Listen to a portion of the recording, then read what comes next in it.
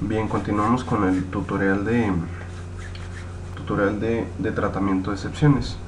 Una cosa muy importante respecto a las excepciones es la propagación de estas.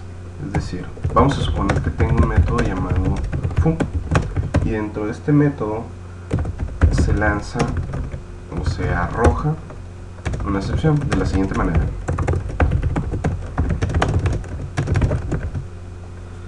Si yo invoco el método foo dentro del main, sé que se me genera una excepción de tipo null pointer exception. Vamos a ver qué es lo que está pasando. Aquí dentro del método foo se lanza una excepción. Bien, si yo no trato esta excepción aquí dentro del método foo, la excepción que aquí es generada pasa al método que llamó al método foo, es decir, la excepción que se generó aquí en la línea 8, pasa directamente al método que llamó al método foo, es decir, se propaga al método main.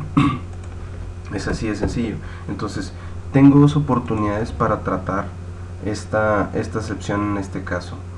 O la trato aquí, es decir, pongo el try catch aquí, hago lo siguiente, try catch counter exception, es decir, ahí estoy tratando el método, estoy tratando la excepción en el método foo directamente, o tengo la oportunidad de tratar la excepción en el método main. ¿Por qué? Porque la excepción se propaga al método que llamo al método foo. Entonces puedo hacer también lo siguiente, try catch null pointer exception y aquí foo, y es exactamente la misma.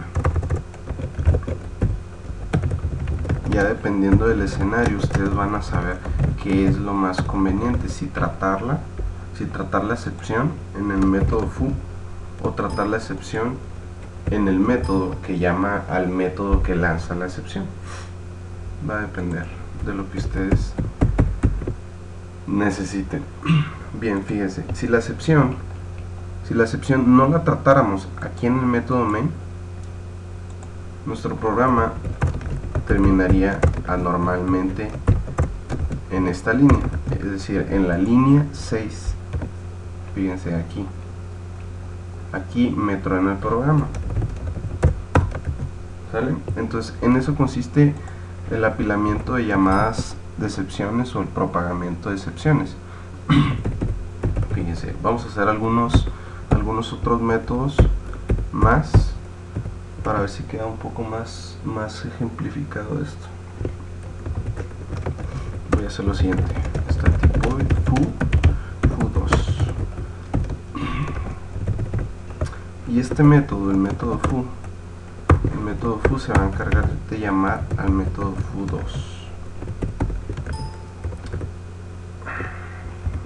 Fíjense, el flujo del programa es el siguiente.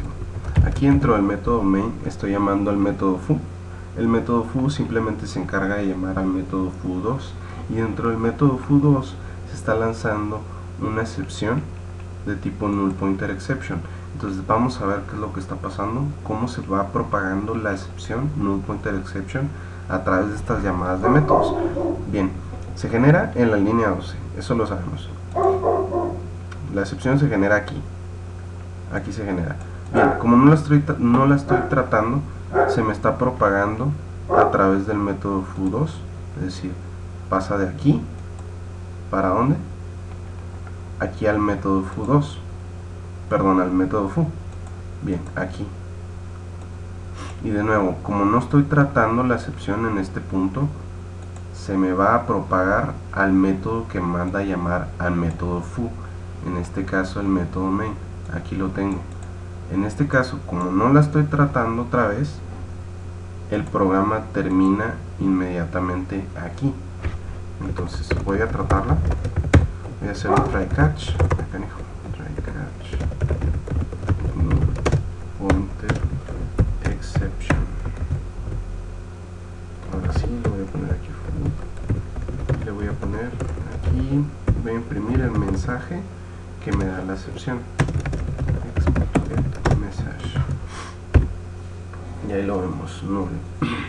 ¿Para qué me sirve esta variable? Es muy sencillo. Sabemos que se genera una excepción. Eso ya lo sabemos. Bien, esta excepción la podemos usar para, por ejemplo, lo más útil en este caso, pues es mostrar el mensaje de error, el mensaje de error que se está generando. Bien, quizás si es un mensaje muy descriptivo, pues se lo mostramos directamente al usuario,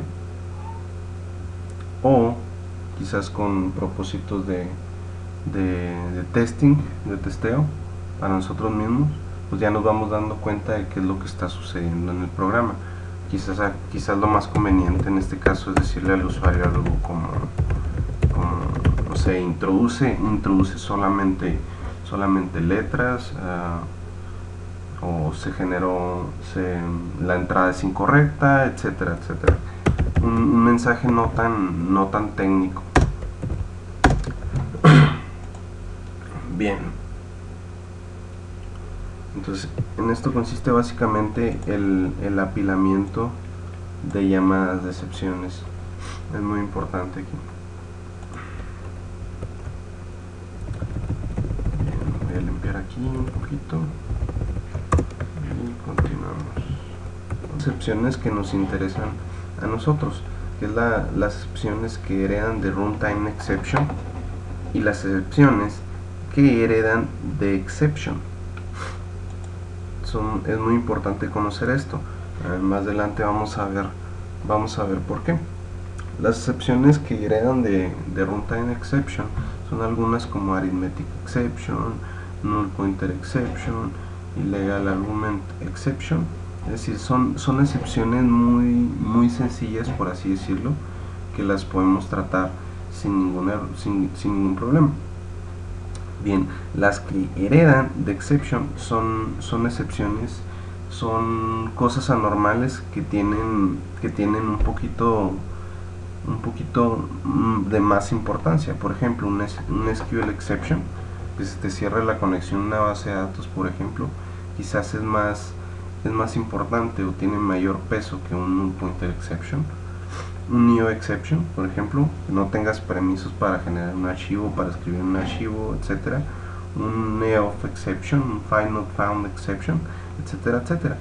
Bien, de ahora en adelante vamos a conocer estas dos categorías de la siguiente manera.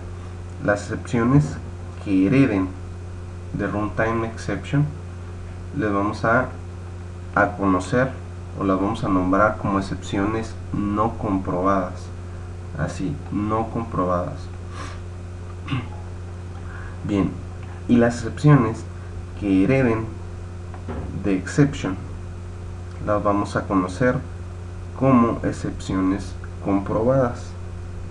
Vamos a ver en qué consiste esto.